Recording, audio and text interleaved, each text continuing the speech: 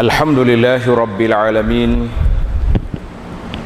wassalatu wassalam al-atamani al-akmalan ala al-habibil mustafa wa nabiyyina al-mujtaba nabiyyina Muhammad wa ala alihi wa sahbihi wa man sar ala nahjihi wa ihtada bihadihi wa istanna bisunnati ila yaumiddin. Amma ba'd. Yang dihormati Al-Fadhil Ustaz pengurusi majlis, yang dimuliakan pengurusi Alian Takwasa Masjid, muslimin dan muslimat para jemaah sekalian, Assalamualaikum warahmatullahi wabarakatuh.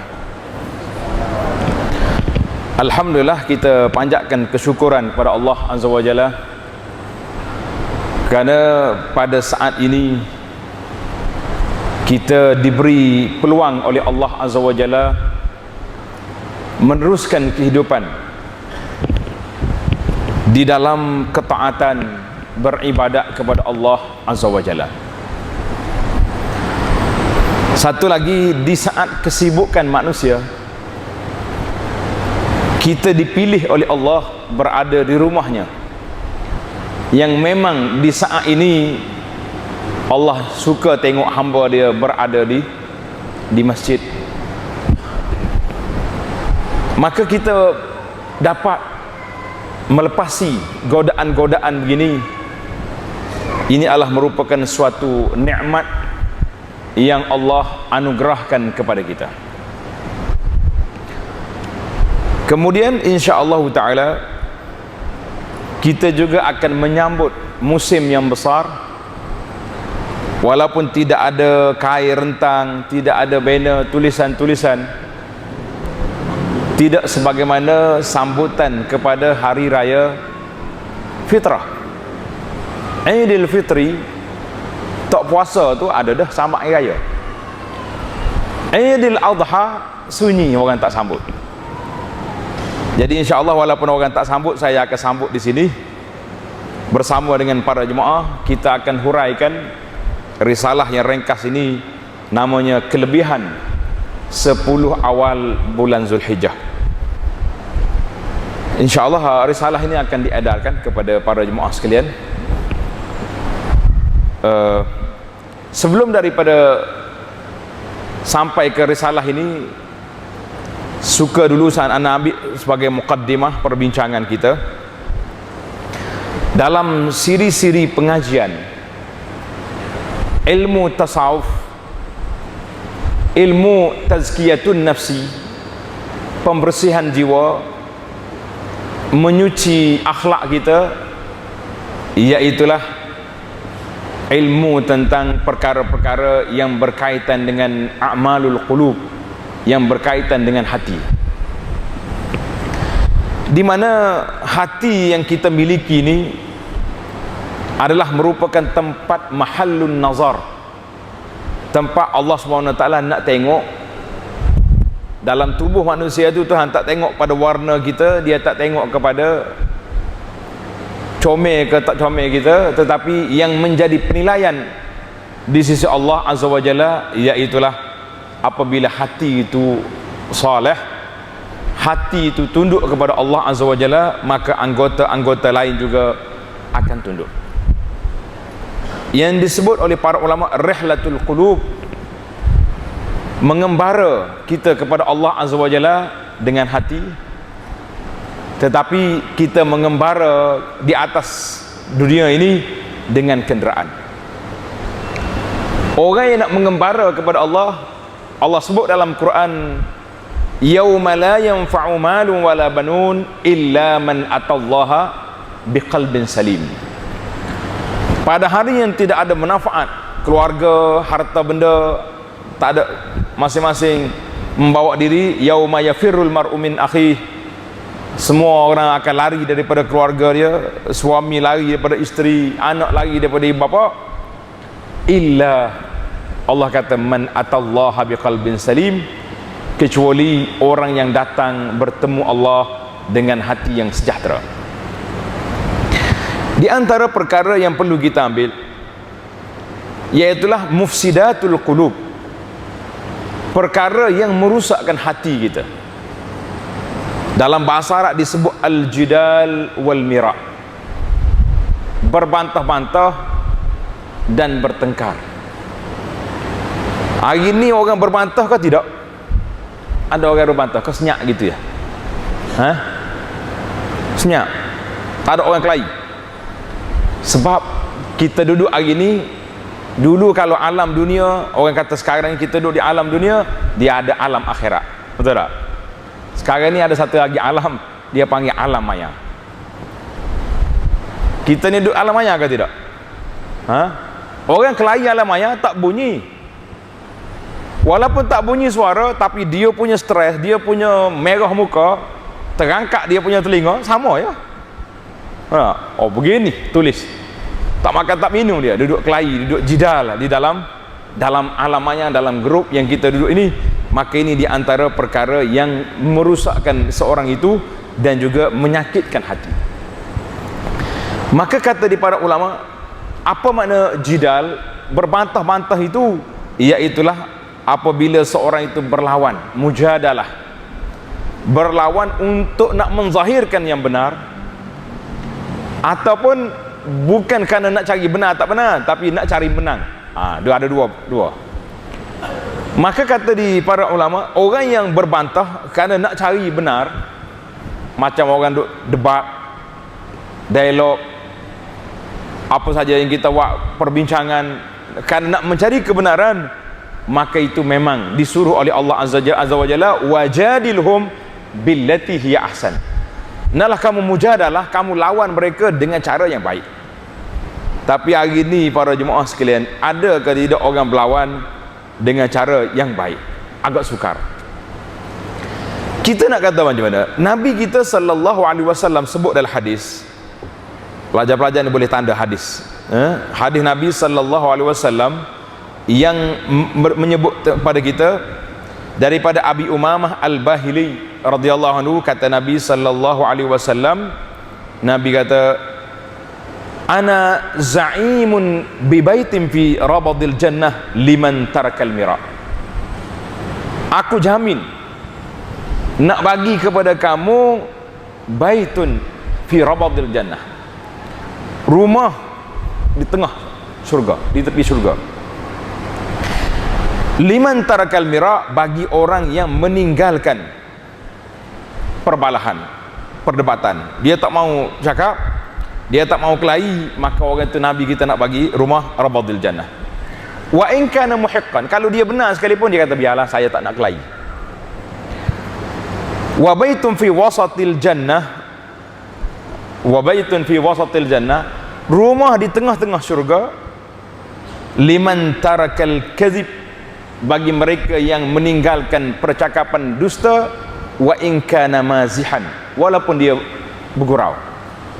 Orang ini kalau bergurau pelik-pelik, dia bergurau macam-macam. Kadang-kadang dia bergurau dalam internet, dalam Facebook, dia tulis pagi-pagi, admin dia tulis, pemilik Facebook ini telah meninggal dunia. Habis orang tulis kat bawah, inna lillahi wa inna ilaihi raji'un. Bila baca kat bawah, dia kata inilah kata-kata yang akan ditulis oleh anak saya bila saya mati esok. Subhanallah. Yang kawan ni nasib baik tak ambil kereta pergi ziarah, mati dah kawan kita. Tak usah duk main gurau-gurau yang pelik-pelik. Jadi Nabi kata, tak usah duk buat bohong, walaupun dalam gurauan tak perlu. Wa bi baitin fi a'lal jannah, rumah di atas syurga yang tinggi, liman hasuna khuluquh, bagi orang yang baik akhlak dia. Masya-Allah, tabarakallah. Maka hadis ini diriwayat oleh Imam Abu Daud dan lain-lain. Kata di para ulama, kata di ulama hadis As-Sindi kata, wa man tarakal mira, orang yang meninggalkan perbalahan, berbantah-bantah semata-mata kerana takut menimbulkan masalah. Tapi kalau kita duduk diam-diam, tiba-tiba mari ada orang attack kita, dia kata Islam ni apa ni tak betul, sedap, ataupun Islam ni diskriminasi. Kita kena ingat, zaman kita hidup hari ni macam-macam fitnah timbul. Di antara kumpulan yang berani menonjolkan diri, iaitulah kumpulan-kumpulan yang hilang identiti, Dia panggil kumpulan yang rusak fitrah. Tahu rusak fitrah? Rusak fitrah ni orang laki-laki kahwin dengan orang perempuan, betul tak? Yang perempuan kahwin dengan laki-laki. Ini orang rusak fitrah ni tak ada, dia gomoh belaka sama-sama dia. Ini di antara penyakit barah yang sangat dahsyat, dan mereka juga telah bangkit bahawa ini kebebasan. Kita mengatakan tidak. Kalau kamu mengaku orang Islam, kita boleh baca ayat-ayat Quran yang mengharamkan perbuatan itu, dan juga hadis-hadis Nabi sallallahu alaihi wasallam yang melarang. Cuma ini dalam masalah mempertahankan hak, tak boleh kita diam. Kita mesti nyatakan. Dalam satu peristiwa sewaktu peperangan Uhud, Nabi luka, sahabat-sahabat lain ramai yang sakit. Abu Sufyan pada waktu itu masih belum Islam.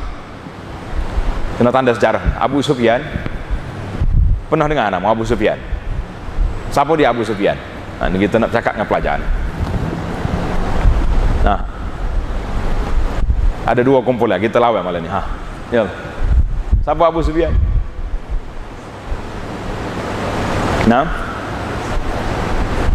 Pembesar Quraisy. Lagi? Marah ustaz dia ni tak jawab ni. Belah ni. Abu Sufyan, bapa mertua Nabi sallallahu alaihi wasallam. Anak dia nama Ramlah binti Abi Sufyan, Ummu Habibah. Dia berlawan dengan Nabi daripada mula-mula Nabi dilantik jadi Rasul sampai Nabi kita buka kota Mekah pada tahun berapa? Pembukaan kota Mekah tahun berapa? Siapa dia ada duit RM10? Siapa dia boleh jawab, kita bagi malam ni. Silakan. Ya? 7? Dia gitu ya, 6, 7, 8 jawab ada yang kena tak? Ramai-ramai. Kapan tu yang tak kena tu belajar, yang kena kau sana. 8 Hijrah. Ni pelajar-pelajar ni tanda belaka. Saya seronok tengok bila pelajar ada pen, ada nota di tangan, ini orang nak belajar. Orang tua tak apa, dia maksum dah tak payah bawa dah. Dia berlawan dengan Nabi 20 tahun. 12 tahun di Mekah, 8 tahun waktu Nabi kita sallallahu alaihi wasallam duduk di Madinah. Pembukaan kota Mekah baru dia masuk Islam. Maknanya waktu Uhud dia masih lagi bukan Islam. Dan dia ketua Qaid Quraisy. Dia tengok Nabi semua dah lumpuh tentera, 70 orang sahabat-sahabat yang mati syahid. Abu Sufyan naik atau tepi pinggir bukit Uhud, dia kata, "Afikum Muhammad hidup?" Nabi kata jangan jawab. Terus duduk bantah dengan dia, biar dia seronok seorang diri. "Afikum Ibnu Abi Quhafah?" Sayyidina Abu Bakar tanya, "Hidup?" Ya. Umar, dia pun seronok, dia kata mati habis. Kalau hidup takkan tak jawab. Kita kadang-kadang orang-orang macam ni kita biarkan dia seronok, kan? Kemudian dia kata apa? "Ali Hubal, berhala aku paling tinggi." Nabi kata jawab. Ini Nabi SAW, kalau setakat orang etek peribadi, orang nak tanya hidup ke mati, Nabi kata biarkan dia. Tapi bila disentuh hak akidah, Nabi kata ajib, Allahu a'la wa ajal, Allah yang paling tinggi, yang paling mulia, bukan Hubal. Hubal itu nama berhala. Jadi yang kita nak pelajar-pelajar hari ini mesti bersifat dengan kepekaan kita. Orang bercakap lain-lain kita boleh biarkan, tak apalah apa orang nak cakap. Tapi bila sentuh tentang agama, lah saya Nabi kata kalau orang diam-diam ya, tak berbantah, dia boleh duduk di tepi banglo dia di pinggir syurga yang bawah. Kita kata lah. Bila sentuh tentang kita boleh maafkan. Orang kata kita, tak apa saya maafkan. Tapi orang hina agama depan kita, kita kata saya maafkan, lah itu orang lemah nama dia. Nampak tak? Imam Ghazali kata, tanda kata-kata Imam Ghazali. Nanti kita tanya lepas ni kan. Boleh? Imam Ghazali kata, orang yang tak marah pada saat dia mesti marah. Orang apa tu? Orang bodoh nama dia lagi. Orang lemah nama dia. Baif. Macam kita kata tengok ayah dia. Bapak ni tengok anak tak solat, tak apalah, saya sabar. Betul ke tidak sabar macam tu? Betul? Lah sabar apa lagu tu? Ini bukan sabar, lemah. Suami tengok isteri keluar rumah tak tutup aurat. Tak apalah, dunia sekarang buat macam mana tak? Suami kuat ke lemah? Tak mengaku dah suami ni. Lemah. Tapi kalau kita marah tak tutup pasal, tempatnya sepatutnya tak perlu marah, dinasihat, ditegur, tiba-tiba dia melenting, marah sungguh-sungguh, itu Imam Ghazali kata itu orang bodoh nama lagi tu. Jadi kita ni jangan lemah, jangan bodoh. Kita akan tegur di tempat yang patut ditegur, dan kita akan bertoleransi, bersabar di tempatnya. Orang yang berbantah ni sebenarnya memang sifat manusia, tabiat manusia, dia suka membantah. Betul tak? Allah Ta'ala sebut dalam surah Al-Kahfi. Hari ni hari apa? Baca dah hari ni Al-Kahfi? Baca? Alhamdulillah. Takut dia tak terlupa. Ustaz baru tanya, dah maghrib baru tanya, tak habis dah. Al-Kahfi. Saya bila baca surah Al-Kahfi ni, apa kaitan kita dengan Al-Kahfi, dengan dunia sekarang? Apa kaitan? Ya, nak jaga daripada Dajjal, kan? Berapa kali dah saya ikut seminar tentang alamat kiamat, tentang huru-hara akhir zaman. Memang masyarakat kita dia suka seminar huru-hara ni, suka. Saya tanya 2-3 orang, awak ni semangat sungguh ngaji bab Dajjal. Nabi SAW sebut dalam hadis, siapa dia hafal 10 ayat, 10 ayat daripada surah Al-Kahfi, usima, dia dipelihara daripada Dajjal. Awak berapa ayat dia baca? Dia kata belum 1 ayat pun lagi. Takut kau Dajjal, kita ni bukan main lagi takut. Tapi dia punya pagar untuk nak menyelamat diri daripada Dajjal, kita tak buat. Betul tak? Jadi ini kadang-kadang kita ni takut, entah takut apa sebenarnya. Kita takut atau tak takut? Takut Dajjal. Tapi pagar tembok tak buat. Betul? Ini masalah yang ada gini. Dajjal yang asli tu, dia akan keluar bila? Di akhir zaman nanti. Allah kata dalam surah Al-Kahfi, wa kanal insanu aktsara syai'in jadala. Sesungguhnya manusia itu banyak berbantah-bantah, dia suka bantah. Orang cakap apa saja pun bantah. Cuma mungkinlah orang memberontak, membantah apa yang kita cakap, ada beberapa sebab yang kita tengok nanti. Kemudian satu hari Nabi SAW pergi ziarah anak dia Fatimah dan suaminya Sayyidina Ali. Rumah dia dekat ya, dalam Raudah tu, belakang makam Nabi, belakang tu rumah Fatimah, rumah anak dia. Dia pergi, dia tengok Ali dengan Fatimah sedang tidur. Nabi kata, ala tusalliyan, anda berdua kenapa tak bangun salat malam? Ali kata apa? Fakultu ya Rasulullah, wahai Rasulullah, anfusana biyadillah, kita hidup ni semua di bawah kuasa Allah Ta'ala. Allah Ta'ala suruh bangun, kita bangun. Jawab tak jawab? Jawab tu. Bila Nabi dengar lagu ni, dia tak cakap apa. Fansarafa, Nabi kita keluar daripada rumah Ali.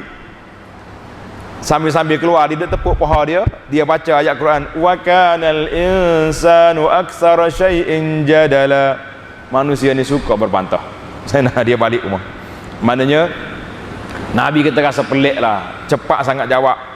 Jadi kita ni kadang-kadang anak-anak ni bila mak dia kejut suruh solat ke, ayah dia panggil suruh buat apa-apa, banyak sangat jawapan. Itu naluri manusia. Naluri manusia, banyak jawapan-jawapan yang begitu banyak.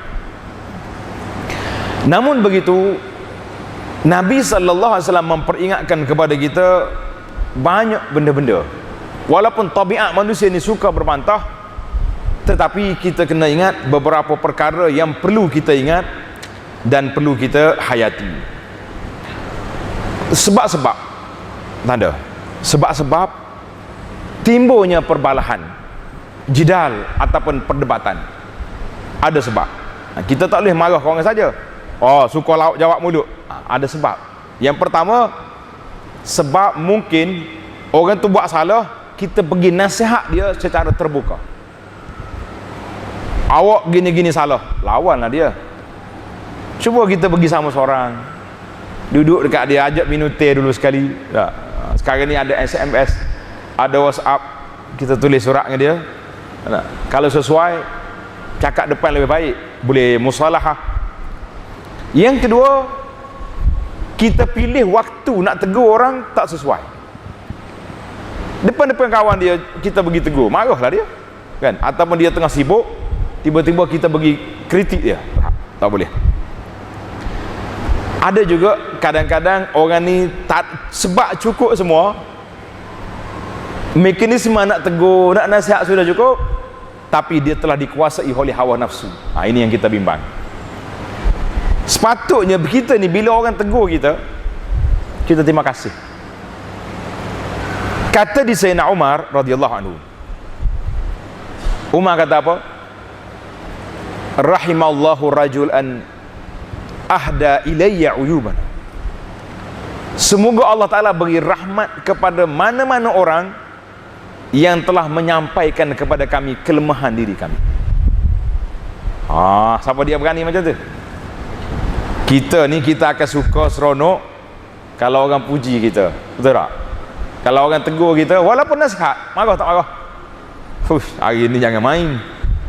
Kita kadang-kadang nasihat sama seorang, adalah benda-benda yang dia buat tak betul. Tak sampai banyak beberapa ketika, keluar dekat Facebook dia, manusia ni memang suka dengki dengan orang.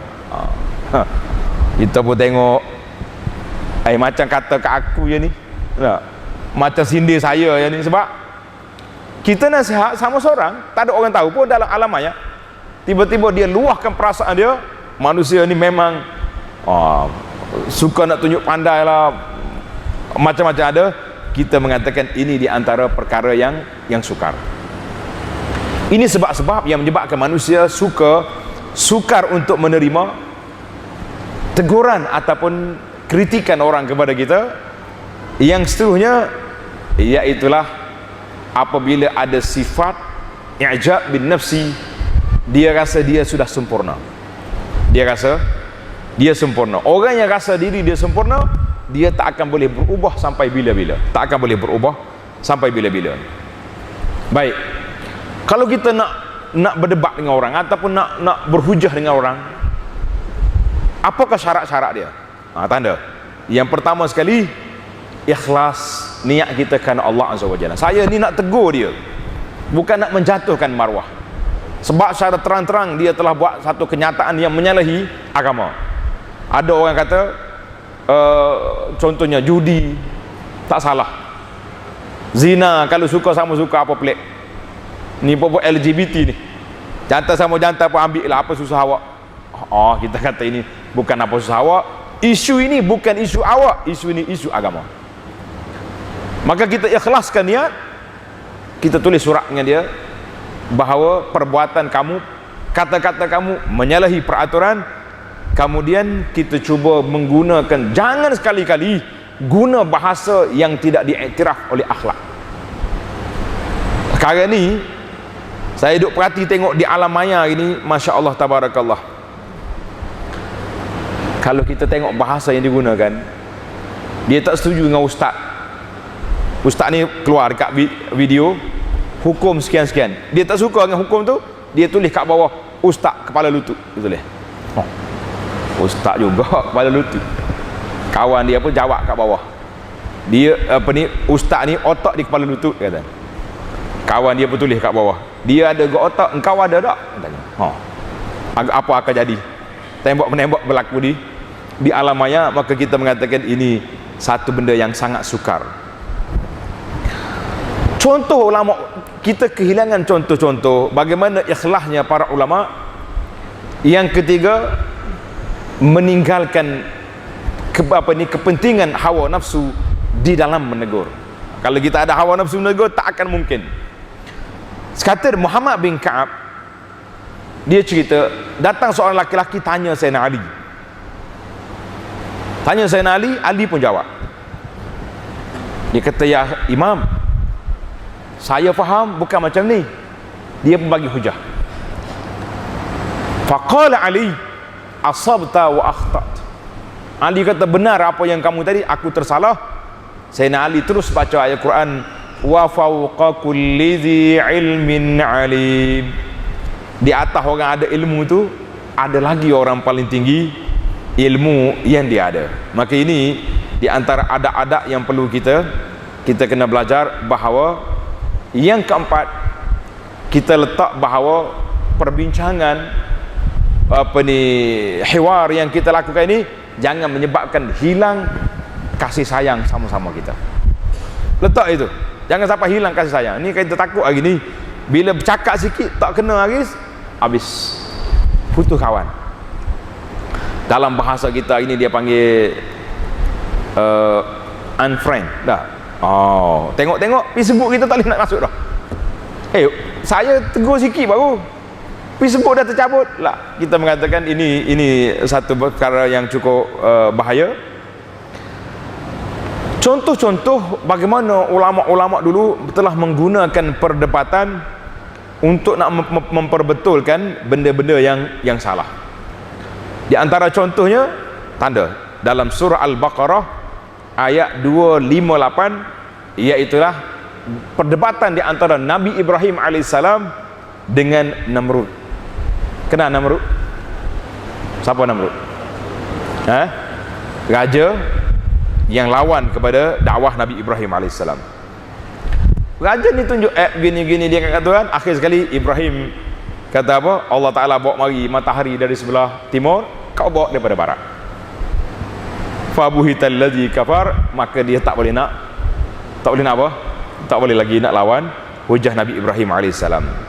Dalam satu kes, kalau pelajar-pelajar ni suka baca sejarah, perdebatan di antara Sayyidina Abdullah bin Abbas dengan Khawarij. 20,000 Khawarij berlawan dengan Ibn Abbas. Akhir sekali berapa ribu yang rujuk balik menyokong Sayyidina Ali radhiyallahu anhu. Hasil daripada perdebatan. Satu hari Khalifah Umar bin Abdul Aziz, dia hantar seorang sahabat dia, nama dia Aun bin Abdullah, untuk berdebat dengan Khawarij. Dengar cerita menarik ni. Faqala Aun lil Khawarij,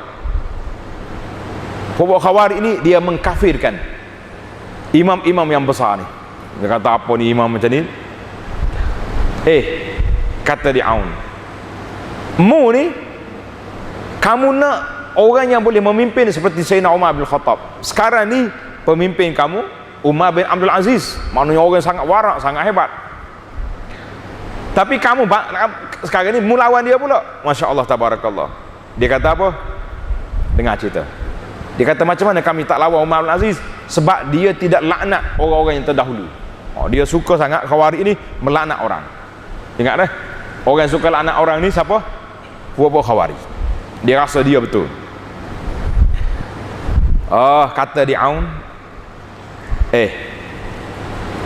geng-geng Khawarij ni, kamu ni berapa kali dah mulaknat Haman?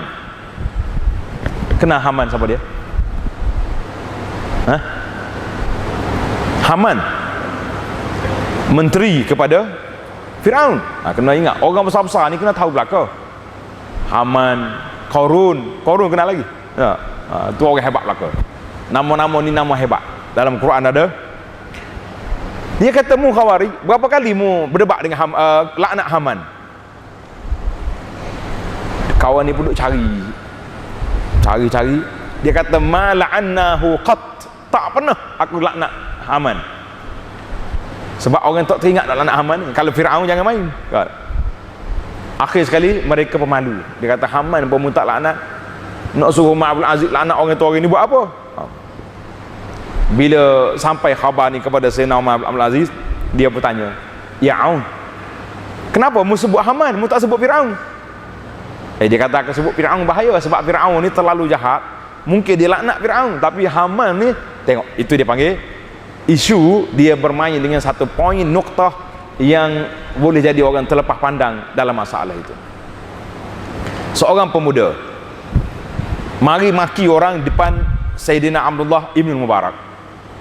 Nama apa tok guru ni? Abdullah Ibn Mubarak, ataupun ulama salaf yang lain. Dia duduk maki orang ni. Kata di tuan guru ni, ya pemuda, mu pernah pergi berperang dengan Rom?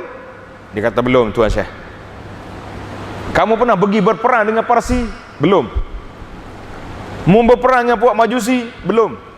Dia kata, Masya Allah, tabarakallah, Rom yang Nasara, Kristian, puak-puak apa ni, Kisra, puak-puak Majusi, semua api, semua selamat daripada kamu, tetapi saudara-saudara Islam kamu tak selamat daripada lidahmu. Muduk cerita dia. Masya Allah, tabarakallah.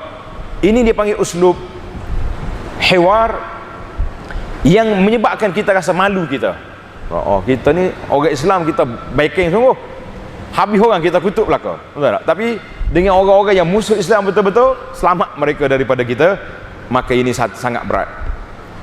Akhirnya kita lihat kepada beberapa kemudaratan, banyaknya berdebat, berjidal, duduk berbantah-bantah ni tanda. Yang pertama sekali, orang ni akan terhalang mendapat kebaikan. Ada orang yang Masya Allah, tabarakallah, ikhlas dia. Memang dia tegur kita kerana dia tahu kita perlu kepada nasihat, betul tak? Tapi kalau kita rasa saya betul, apa salah saya? Oh, dia akan lawan. Kata di Imam Auza'i, seorang ulama salaf, iza aradallahu biqaumin syarran alzamahumul jadal wa mana'ahumul amal. Bila Allah Ta'ala nak beri satu benda yang tak baik kepada mana-mana hamba dia, maka diberinya orang ni suka berbantah, suka berjidal, suka berlawan, tetapi amalannya tak ada. Na'udzubillah.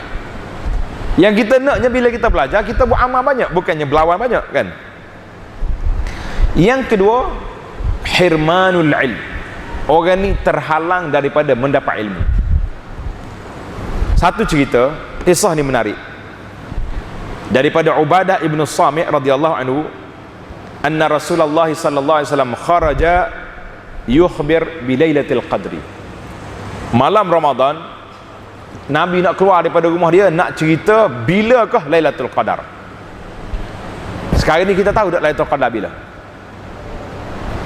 Tahu? Siapa tak tahu? Siapa tahu? Saya nak seorang yang tahu. Siapa dia? Jangan bisik, ya. Ajib.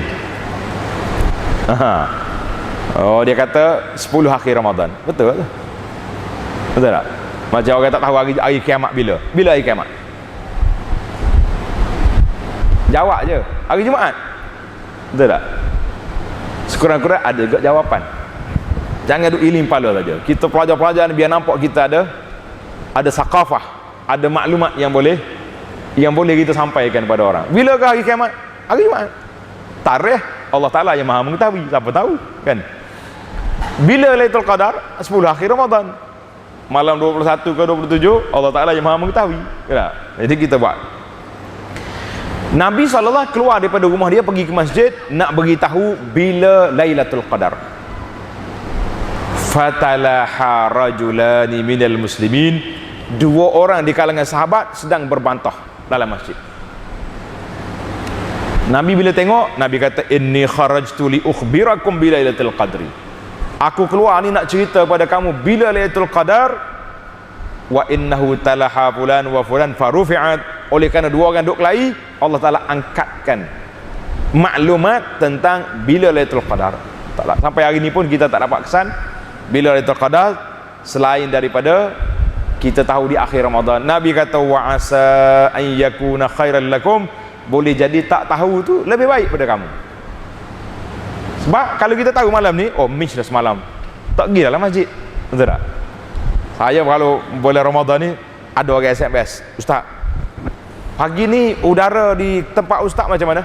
Dia. Kan ada tanda-tanda Lailatul Qadar tu, esok mataharinya cerah, udaranya bagus. Saya kata ni soalan perangkap ni, mau tahu. Tempat saya ni memang udara ni confirm dah Lailatul Qadar semalam. Saya kata kalau Lailatul Qadar semalam macam ni apa? Tak apalah, kita slow-slow lah tarawih pun. Ini bahaya. Nabi kata boleh jadi tak tahu tu lebih baik daripada tahu. Iltamisuha fis sab'i wat tis'i wal khamsi. Nabi kata pergi cari malam-malam witir, malam sab', malam 27, 29, 25. Ini hadis ini dalam Al-Bukhari. Maknanya bila berbantah ilmu pun akan hilang. Yang ketiga, halakul umam, binasanya umat yang terdahulu dengan sebab apa? Dengan sebab kata Nabi sallallahu alaihi wasallam, da'uni ma taraktukum, biarkanlah apa yang aku tak cerita kepada kamu, hukum hakam. Sebab sahabat ni dia tanya banyak Nabi, tanya akhir Nabi kata, da'uni ma taraktukum, biarkan apa yang aku tak cakap.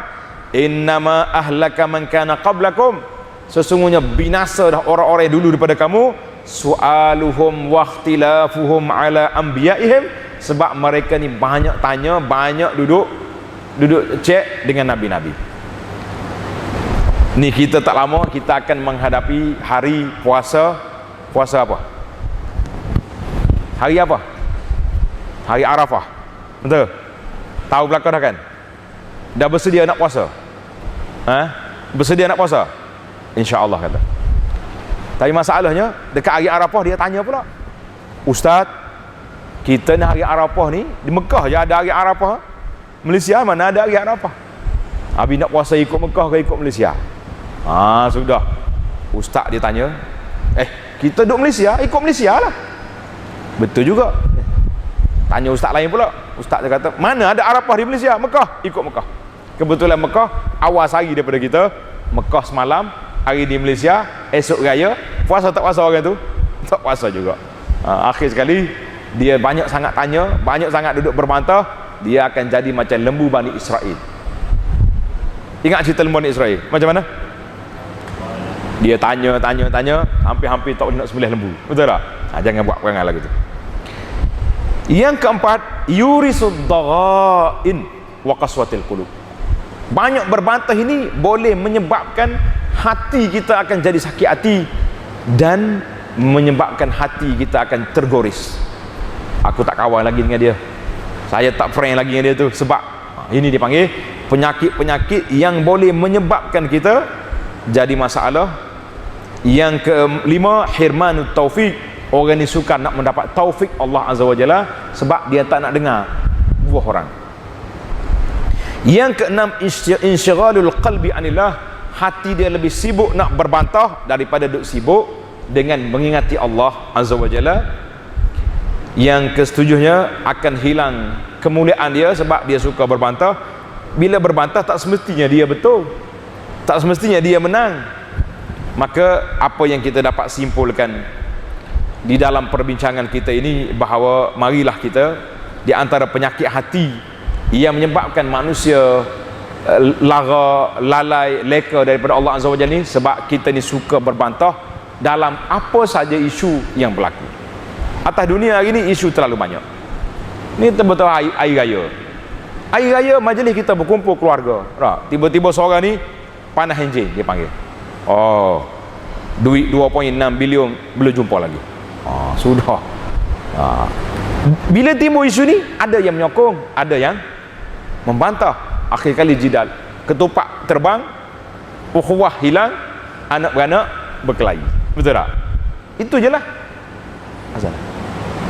Jadi ini di antara, maka dalam isu ini, isu al-jidal ini, saya bagi dua perkara. Yang pertama sekali, kita lihat kalau isu ini terlibat dengan agama, kita tengok kita ni ada kepakaran ke tidak. Sekarang ni macam-macam orang cabar nak debat kan. Puak-puak liberal satu penyakit, geng-geng ajaran sesat nak debat juga, puak-puak Kristian nak lawan, kumpulan Syiah. Kita kena tengok, kita ada kemampuan, bismillah. Kalau tak ada, jangan masuk. Sebab biasa orang berdebat, dia bukan nak cari kebenaran, tapi dia nak hentam, dia nak jatuhkan kita. Yang kedua, kalau isu peribadi yang tidak melibatkan jatuhnya maruah kita dan sebagainya, kecil-kecil ya, kita ambillah hadis tadi. Nabi kata, ana zaimun, aku jamin nak bagi rumah fi rabadil jannah, rumah dalam syurga ini bagi orang yang meninggalkan berbantah-bantah walaupun benda tu hak dia tu benar. Jadi kita mengatakan berbantah-bantah ini satu sifat yang tidak baik. Mudah-mudahan Allah Ta'ala jauhkan kita daripada sifat yang tidak baik. Subhanakallahumma wa bihamdika asyhadu an la ilaha illa anta astaghfiruka wa atubu ilaik.